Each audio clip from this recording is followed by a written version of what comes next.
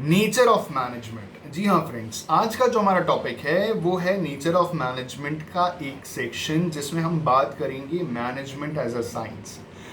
शुरुआत करते हैं।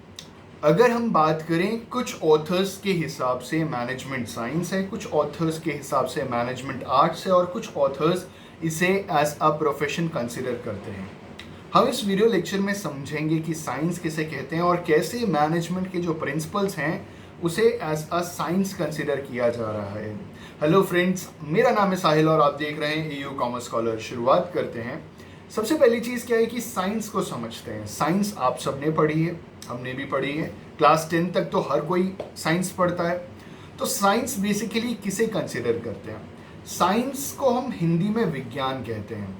और विज्ञान जो है, जो हमारा साइंस है, वो ज़्यादातर थियोरटिकल नॉलेज के ऊपर बेस्ड है। थियोरी ज़्यादा है उसमें, प्रैक्टिकल इम्प्लीकेशंस अगर हम कंपेयर करें आर्ट्स के मुकाबले तो थोड़े कम है। आर्ट्स की अगर हम बात करें तो आर्ट्स क्या होता है? आर्ट्स बेसिकली स्किल डेवलपमेंट की बात करता है। आर्ट्स प्रैक्टिकल किसी चीज़ को परफॉर्म करने की बात करता है, जो चीज़ साइंस में मौजूद नहीं है, और ये क्वालिटी आर्ट्स की है। ठीक है, तो साइंस में बेसिकली क्या हो गया कि थियोरटिकल नॉलेज प्रेजेंस है। आर्ट्स की जो बात है वो हम अगले वीडियो में करेंगे। इस वीडियो में हम सिर्फ साइंस की बात करते हैं। ठीक है, तो साइंस थियोरटिकल नॉलेज के ऊपर बेस्ड है। हमने जो भी साइंस पढ़ी, अपने पढ़ी है ना, फिजिक्स, केमिस्ट्री, बायोलॉजी, ये जो भी सब्जेक्ट्स हमने पढ़े हैं ये ज़्यादातर थियोरटिकली हमने पढ़े हैं। जैसे आपने सेल पढ़ा है, what is cell? Cell is the basic structural and functional unit of life. Robert Hooke discovered cell in 1665 in his own perimeter microscope. तो ये जो थ्योरी 9th क्लास में याद की थी, ये आप में से बहुत सारे लोगों को आज भी याद होगी। लेकिन क्या आज तक आपने रियल लाइफ में सेल देखा? क्या देखने को मिलता है? सेल के अंदर सेल ऑर्गेनेलीज देखने को मिलती हैं, माइटोकॉन्ड्रिया, लाइसोसोम्स, राइबोसोम्स। ये इसका बेसिक क्या है कि ये प्रैक्टिकल बहुत कम है और थियोरटिकल बहुत ज़्यादा है। साइंस का जो सबसे पहला जो एक कैरेक्टरिस्टिक है, जो पहली फीचर है, वो ये है कि साइंस में सिस्टमैटिक और ऑर्गेनाइज बॉडी ऑफ नॉलेज है। साइंस आपने पढ़ी है, आप जानते हैं कि साइंस में एक systematic organise body of knowledge है। आप अपने क्लास 5 में बायोलॉजी पढ़ी, आपने क्लास 5 में केमिस्ट्री पढ़ी, फिजिक्स पढ़ा, क्लास 6 में उसके एक लेवल और ऊपर पढ़ा, क्लास 7th में उसके एक लेवल और ऊपर पढ़ा, 8th में एक लेवल और ऊपर पढ़ा, 9th 10th सो ऑन। ठीक है, तो ये systematic organised body of knowledge science में मौजूद है और ये फीचर हमारे मैनेजमेंट में भी मौजूद है। मैनेजमेंट में भी systematic organised body of knowledge मौजूद है। जब भी कोई मैनेजमेंट पढ़ने के लिए जाता है तो कुछ ना कुछ systematic organised body of knowledge उसको पढ़ाई जाती है, कुछ मैनेजमेंट प्रिंसिपल्स पढ़ाए जाते हैं, कुछ केस स्टडीज के बेसिस के ऊपर चीज़ें सिखाई जाती हैं। तो साइंस में जो पहली क्वालिटी है, जो पहला कैरेक्टरिस्टिक साइंस का है कि systematic organised body of knowledge science में है। सेम चीज मैनेजमेंट में भी मौजूद है, systematic and organised body of knowledge. ठीक है, दूसरी चीज क्या है कि scientific principles are derived on the basis of logical and scientific observations. Science में जो भी साइंटिफिक प्रिंसिपल्स डिराइव किए जाते हैं वो साइंटिफिक और लॉजिकल ऑब्जर्वेशंस के बेसिस के ऊपर होता है। मतलब एक वैज्ञानिक तरीके से डेवलप किए जाते हैं प्रिंसिपल्स। मतलब ऑब्जर्वेशन का मतलब क्या हुआ कि आप मॉनिटर कर रहे हैं किसी चीज़ को, आप सुपरवाइज कर रहे हैं, आप बहुत समय से उसे ऑब्जर्वेशन में रखा है आपने, और आप देख रहे हैं कि इस कंडीशन में क्या रिएक्शन आता है। I am talking about science. ठीक है, मैनेजमेंट में ये चीज़ एप्लीकेबल पूरी तरीके से नहीं होता। रीज़न क्या है कि जो ह्यूमन बींग है ना, वो सेम सिचुएशन में अलग टाइम पे अलग हिसाब से रिएक्ट करता है। आई रिपीट, जो ह्यूमन बींग्स होते हैं वो सेम सिचुएशन में अलग अलग समय पे अलग हिसाब से रिएक्ट करते हैं। अलग अलग इंडिविजुअल अलग हिसाब से रिएक्ट करते हैं। ठीक है, तो साइंस में कह रहे हैं कि साइंटिस्ट लॉजिकल ऑब्जर्वेशंस परफॉर्म करते हैं किसी भी प्रिंसिपल या थ्योरी को डिराइव करने से पहले, और इन्हीं बेसिस पे वो अपनी थ्योरी डिराइव करते हैं।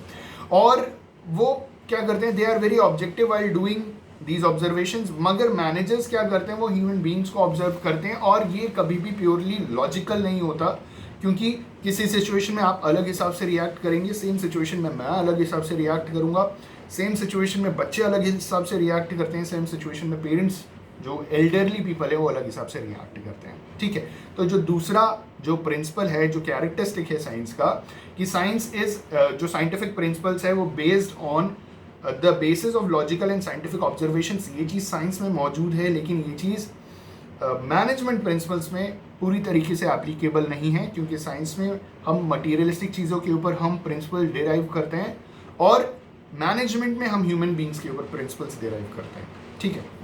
तीसरी चीज़ जो तीसरा अगर हम साइंस की अगर हम बात करें, ठीक, तो वो क्या है, principles are based on repeated experiments. तो साइंस में जो भी प्रिंसिपल्स डिराइव किए गए हैं, जो भी प्रिंसिपल्स बनाए गए हैं, वो बार बार रिपीटेड एक्सपेरिमेंट्स के बेसिस के ऊपर बनाए गए हैं, ठीक है। जो भी प्रिंसिपल्स डिराइव किए जाते हैं वो बार बार अलग अलग कंडीशन और प्रिंसिपल्स के बेसिस के ऊपर उन्हें एक्सपेरिमेंट को परफॉर्म किया जाता है और ऑब्जर्व किया जाता है कि इस कंडीशन में रिजल्ट क्या निकला, इस कंडीशन में रिजल्ट क्या निकला, इस कंडीशन में रिजल्ट क्या निकला, और उस बेसिस पे प्रिंसिपल्स को डिराइव किया जाता है। तो science is based on repeated experiments, और ये रिपीटेड एक्सपेरिमेंट्स के बेसिस के ऊपर प्रिंसिपल्स डिराइव किए जा रहे हैं। मैनेजमेंट में भी यही काम किया जाता है। मैनेजमेंट में भी जो मैनेजमेंट प्रिंसिपल्स है उसे रिपीटेड बेसिस के ऊपर क्या किया जाता है, परफॉर्म किया जाता है, उन एक्सपेरिमेंट्स को देखा जाता है और उसी बेसिस पे मैनेजमेंट के प्रिंसिपल्स को भी डिराइव किया गया है, बनाया भी गया है, ठीक है।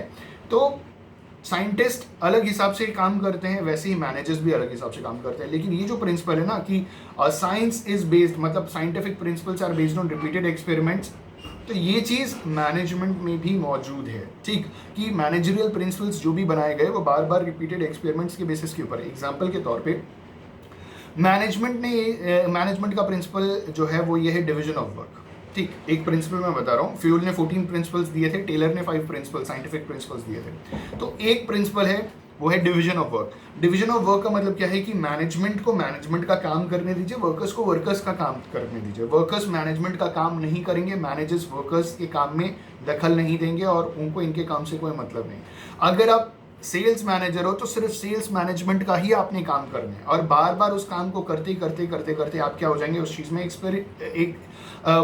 एक्सपर्टीज हो जाएंगे, आप एक्सपर्ट हो जाएंगे उस चीज़ में। तो ये चीज़ बार बार ऑब्जर्व करने के बेसिस के ऊपर इस प्रिंसिपल को डेवलप किया गया। इसका मतलब ये जो तीसरा प्रिंसिपल है साइंस का कि principles are derived on the basis of repeated experiments, तो ये चीज़ साइंस में भी मौजूद है और ये चीज़ मैनेजमेंट में भी मौजूद है, ठीक। और जो लास्ट है हमारा वो है replication is possible in science.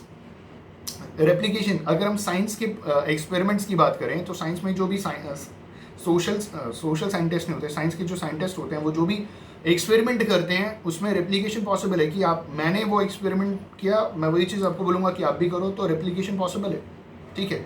जैसा मेरे को रिजल्ट मिलेगा सेम एक्सपेरिमेंट करने पे आपको भी सेम रिजल्ट मिलेगा, ठीक।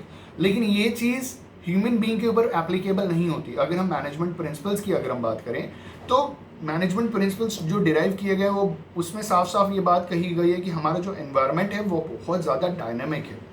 तो ज़रूरी नहीं है कि ये प्रिंसिपल एज इट इज़ आप अप्लाई कर दो। आप क्या कर सकते हैं कि इन प्रिंसिपल्स को ले करके कंडीशंस के हिसाब से इसको मॉडिफाई करके अप्लाई कर सकते हैं।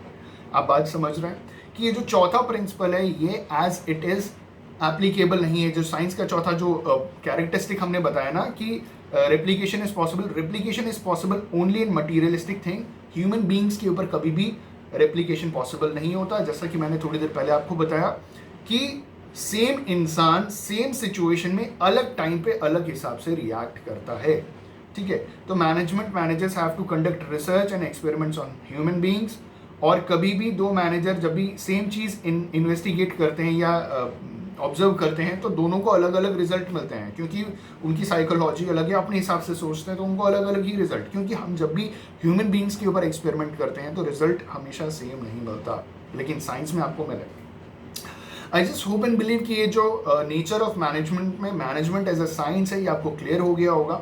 दो प्रिंसिपल मैच करते हैं, दो प्रिंसिपल्स मैच नहीं करते हैं, ठीक है। तो अगर ये वीडियो से कुछ सीखने को मिले तो लाइक शेयर कमेंट करना ना भूलिएगा, और आने वाले टाइम में आपको मैनेजमेंट एज एन आर्ट का भी वीडियोस जल्द से जल्द मिलेगा। Thank you so much, have a good day and all the best for your examinations.